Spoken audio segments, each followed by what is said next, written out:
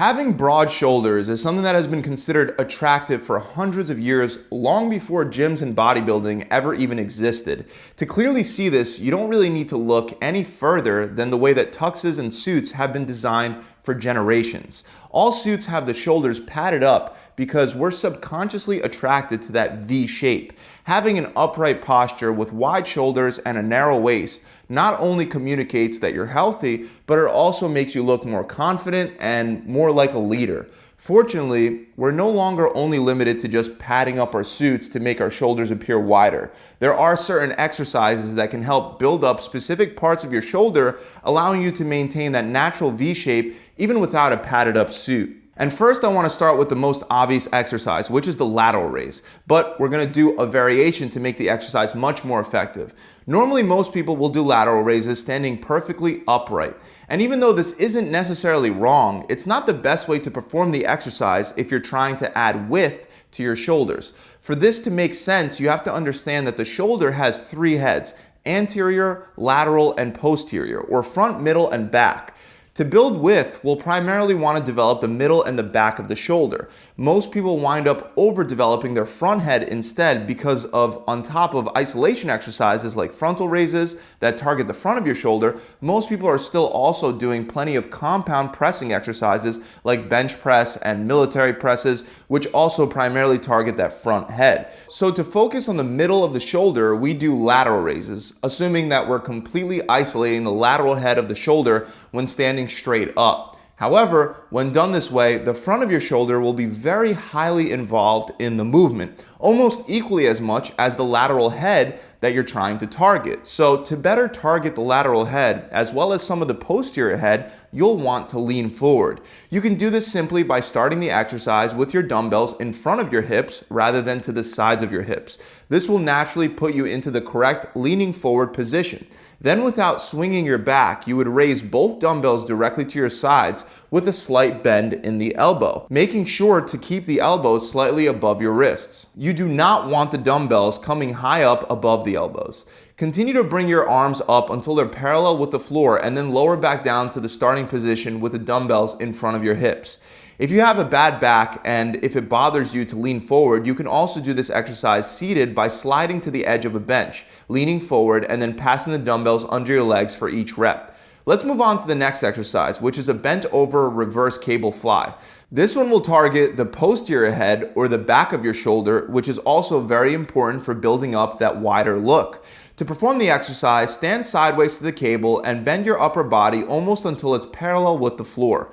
You can use either a handle attachment or you can grab the cable itself. In either case, you'll want to keep your arm extended with a slight bend in your elbow and aim to bring the cable directly to the side of your shoulder, even with your upper body and parallel to the floor. When raising up, you want to again make sure not to bring your hands higher than your elbows. Another excellent exercise is a variation to a dumbbell upright row, which some people call bent arm lateral raises. Now, regular upright rows with a barbell can help us build up the traps and the shoulders, but they also carry the risk of shoulder impingement. Taking a wide grip and only coming up to the sternum decreases that risk of impingement, but the risk is still there if you accidentally come up too high or if you have poor shoulder mobility. So to still get many of the same benefits without the heightened risk of injury, you could perform the exercise with dumbbells and with a slight variation. To begin, you would once again start leaning slightly forward with arms bent, holding two dumbbells resting in front of your hips. Then, while keeping the elbows bent at about a 90-degree angle, you're going to want to raise the dumbbells up to shoulder level, but unlike the upright row, you're going to keep your hands in front of your body rather than sliding a barbell up along your body.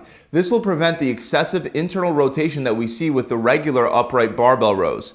At the top position, your elbow should be either parallel with your wrists or slightly above your wrists. Then lower the dumbbells back down to that original starting position in front of your hips and repeat for reps.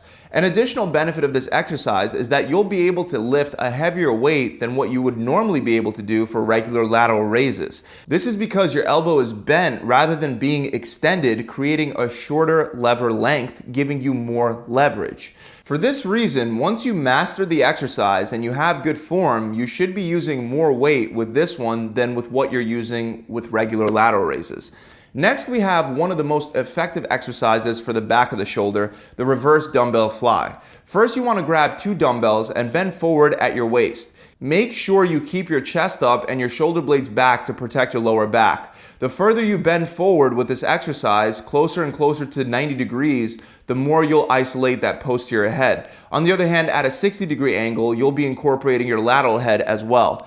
Both angles are great and both should be incorporated as you change up your exercises over time.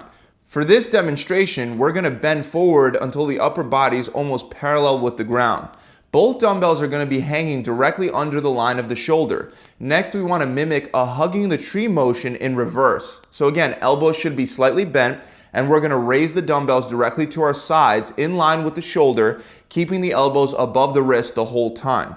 You can also perform this exercise seated with your upper body bent over your knees.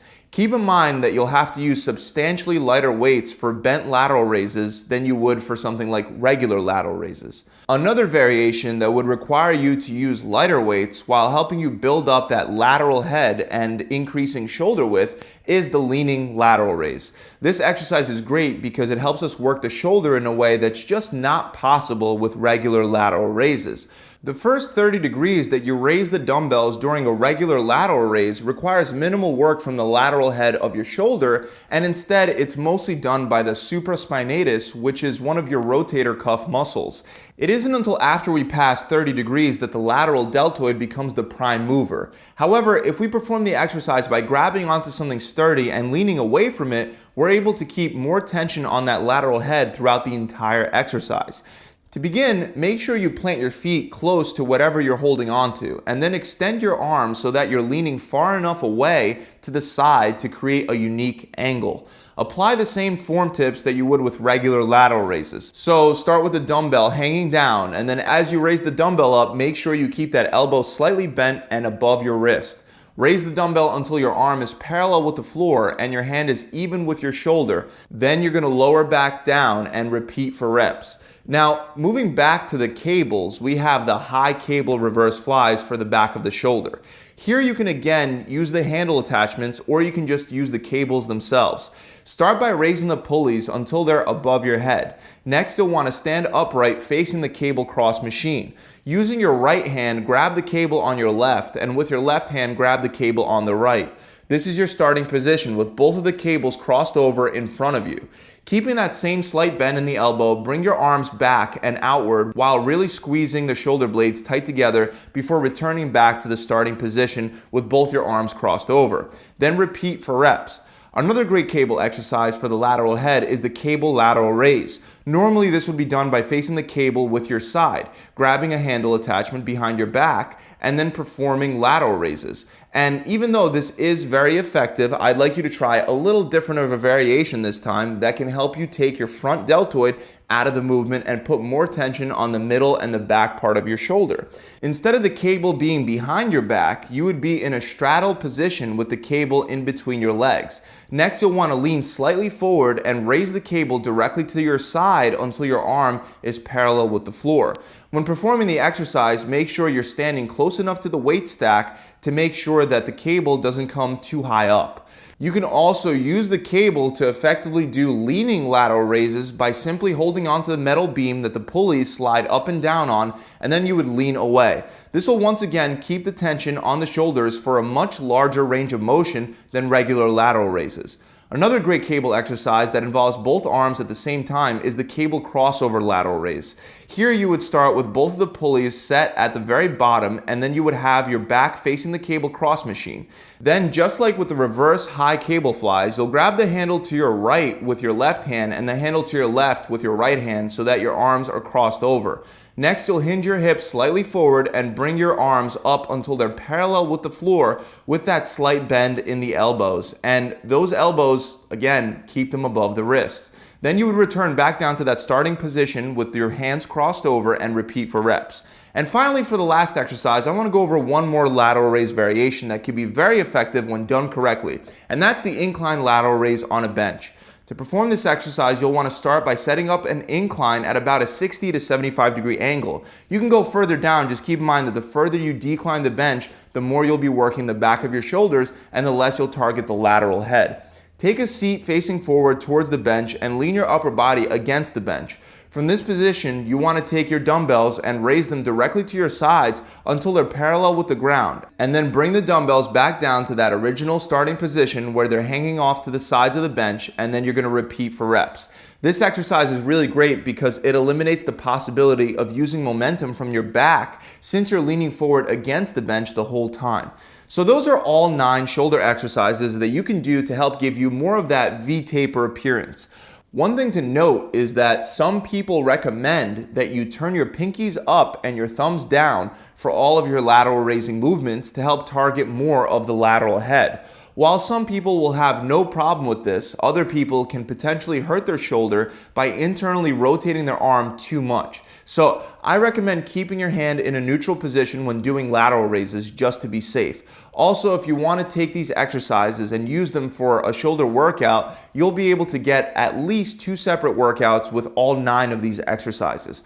I recommend at least 4 to 5 exercises using challenging weight for 3 sets of each, aiming for about 10 reps per set. Also, keep in mind that dumbbell shoulder presses, Arnold presses, and military presses should not be ignored. Even though they are compound exercises that will use a lot more of the front of your shoulder, they will help you develop and define the rest of your shoulder as well. So that about wraps it up, guys. I hope you enjoyed this video, and if you have, make sure you subscribe to the channel and hit that bell icon so you can be notified whenever I release new, free tips and tricks just like the ones you found in this video. Also, if you're looking for a done-for-you diet and workout plan that'll help you build up your shoulders as well as all the other muscles in your body, check out my lean bulking program. This program is designed to help you build muscle while staying lean, and it comes with a 90-day workout plan, a flexible meal plan that allows you to eat the things that you want while feeding your muscles and burning the fat. The workouts are also designed to help you break through strength plateaus to ultimately help you build more muscle by utilizing methods like undulating periodization and reverse pyramid training. Lastly, you'll be provided with an accountability coach to help guide you through the whole process. To find out more, you can click the link below in the description, or if you want one-on-one coaching for your specific, unique situation, you could visit my website directly at gravitytransformation.com, and then you'll fill out the application form. Hope this video has helped. I'll see you guys soon. Pump it.